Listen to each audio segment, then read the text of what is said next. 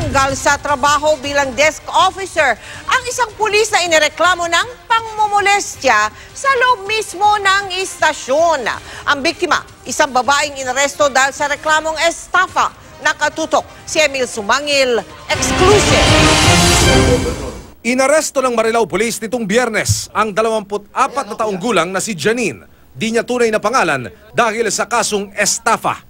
Dinala si Janine sa headquarters ng Marilao Police at sa cubicle kung nasaan ang radio room ng police station pansamantalang pinigil. Pagkagat ng dilim, dito na raw siya nilapitan ng naka-duty na desk officer. Tara dito, tabi ka sa akin. Tapos kinuha niya po yung upuan ko. Nilagay niya po sa tabi niya. Pinapatay daw ng pulis ang ilaw sa cubicle at nangyari na raw ang hindi niya inaasahan. Bigla niya po ako niyakap, tapos binaba niya po yung kami niya sa ari ko po. Ayon kay Janine, may ibang pulis pa raw noon sa himpilan pero sadyang hindi na siya nakahingi pa ng saklolo. Hindi ko alam kung sisigaw ako o ano kasi pag bigla akong tumakbo, barilin niya ako. Ayun lang po yung iniisip ko. Kaninang umaga, dumulog kay Bulacan Police Provincial Director, Senior Superintendent Romeo Karamat ang biktima. Agad na pinaline up ang mga pulis na naka-duty noong oras na sinasabing maganap ang krimen. At dito, kinilala ng biktima sa pulisya ang suspect. Ituro mo dyan kung sino nagalaw sa'yo. Yung nakasalamin po. Ituro mo. Ayun po, nakasalamin po, sir. Siya? Opo, opo.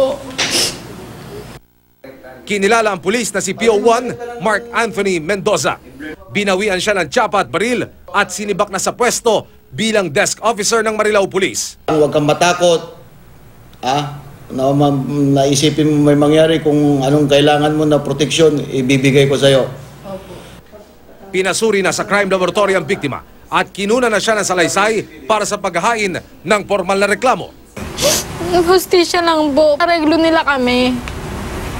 Pero hindi po kami pumapayag. Kasi po gusto po namin ng katarungan eh. Pinayuhan na ang pulis na inaakusahan na kumuha ng abogado para maidepensa ang sarili. Pero ayon sa suspect, gumagawa lang daw ng senaryo ang biktima para raw ito magkapera. Nagulat talaga ako dahil hindi ko akalain na pwede palang mangyari yung ganito.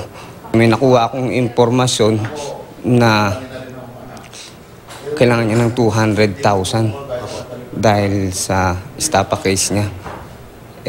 Akala niya siguro may pera ang pulis. Baka po, naisip niya, pag gumawa siya ng ganito, makakuha siya ng pera laban sa amin. We will not tolerate this kind of action. Emil Sumangil, nakatutok, 24 oras.